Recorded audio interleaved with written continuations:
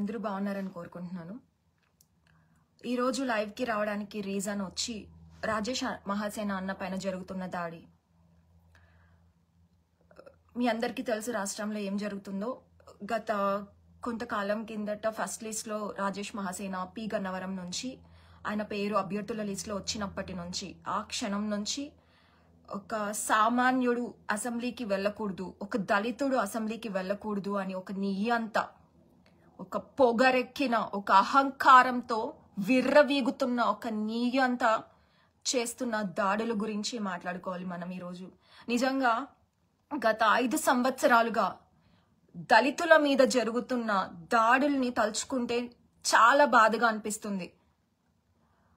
దళితుల్ని జగన్మోహన్ రెడ్డి అధికారంలోకి రావడానికి వాళ్ళ జాతిని, దళిత బిడ్డల్ని ఎంత దారుణంగా వాడుకున్నారో మనం చూసాం. 5 సంవత్సరాలుగా అధికారంలోకి వచ్చిన తర్వాత ఒక్కొక్కళ్ళుగా దళితుడిని ఎంత నీచంగా, ఎంత దారుణంగా వాళ్ళని ట్రీట్ చేశారో అది కూడా మనం చూసాం. ఇవేవి మనం మర్చిపోవద్దు. నిజంగా దళిత సోదరుమణులకి నా ప్రత్యేకమైన విజ్ఞప్తి, ఇవన్నీ మీరు గుర్తుపెట్టుకోండి. ఒక డాక్టర్ సుధాకర్ ఎంత మేధావి, ఎంత చదువుకున్న ఉన్నతమైన స్థానంలో ఉన్న డాక్టర్ని కూడా వీళ్ళు బలి తీసుకున్నారు వీళ్ళ అహంకారానికి, మాస్క్ అడిగిన పాపానికి. ఇలా చెప్పుకుంటూ పోతే డాక్టర్ సుధాకర్ రెడ్డి లాంటి వాళ్ళు, సుధాకర్ గారి లాంటి వాళ్ళు చాలా మంది ఉన్నారు. ఈ రోజు ఒక దళితుడు, ఒక సామాన్యుడు, ఒక సామాన్య ప్రజల్లో పుట్టిన ఒక వ్యక్తి, సామాన్యుడి బాగు కోరుకునే వ్యక్తి, ఒక దళితుడు, చదువుకున్న వ్యక్తి, ప్రజల నాడి తెలిసిన వ్యక్తి, వీళ్ళు అసెంబ్లీలోకి వెళ్తే దళిత బిడ్డలకి మంచి జరుగుతుంది అనే ఒక మంచి ఉద్దేశంతో బాబు గారు ఆలోచించి కొలికిపూడి శ్రీనివాస్ గారిని, రాజేష్ మహాసేన అన్నని అసెంబ్లీలో వీళ్ళని కూర్చోపెట్టాలి, వీళ్ళకు ఉన్నతమైన స్థానాన్ని కల్పించాలి అని గొప్ప మనసుతో వాళ్ళకి సీట్లు ప్రకటిస్తే ఈ పెత్తందారుడు, ఈ జగన్మోహన్ రెడ్డి కుళ్ళుతో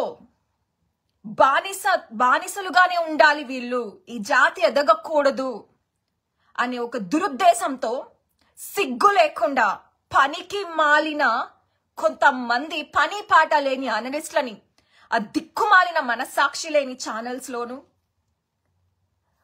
యూట్యూబ్ ఛానల్స్ లోను విష ప్రచారాన్ని ప్రమోట్ చేస్తున్నారు.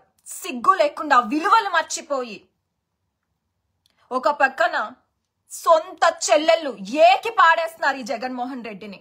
నీ భాగోతం ఇదిరా వెదవా అని ఒక చెల్లి ఢిల్లీలో, ఇంకో చెల్లి సభలు పెట్టి మరి కాలర్ పట్టుకొని మరి నీ భాగోతాన్ని ప్రశ్నిస్తున్నారు.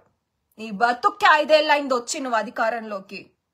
కనీసం ఒక స్పెషల్ స్టేటస్ గురించి మాట్లాడావా? ఒక పోలవరం కట్టావా? ఒక రాజధాని తెచ్చావా? ఏంటి నువ్వు చేసింది అని ఒక చెల్లి చెప్పు తీసుకొని కొడుతుంది. ఇంకో చెల్లి బాబాయిని చంపేసింది నువ్వే అని పబ్లిక్ గా చెప్తుంది. వీటన్నిటికీ సమాధానం చెప్పలేక ఒక సామాన్యుడు అసెంబ్లీకి వెళ్తుంటే కడుపు మండిపోయి పనికి మాలిన మందనేసుకొని సిగ్గులేని అనలిస్టుల పేర్లతో ఒక సామాన్యమైన వ్యక్తి పైన మీరు చేస్తున్న దుష్ప్రచారం ఈ రోజు రాష్ట్రంలో ప్రతి ఒక్కరి పైన జరుగుతున్నట్టే ఈ దాడి. ఏం చేశాడు రాజేష్ మహాసేన? అంత నేరాలు ఏం చేశాడు? నీ పార్టీలో ఒక ఎమ్మెల్సీ డోర్ డెలివరీ చేశాడు శవాన్ని. ఆ క్వాలిఫికేషన్ లేదనా? నువ్వు ఎంపీగా ఇచ్చిన అవినాష్ రెడ్డి బాబాయిని లేపేశాడని అందరూ అంటుంటారు. అలాంటి బాబాయిని చంపలేదనా? లేకపోతే భూ కబ్జాలు చేయలేదనా? శాండ్ మాఫియాలు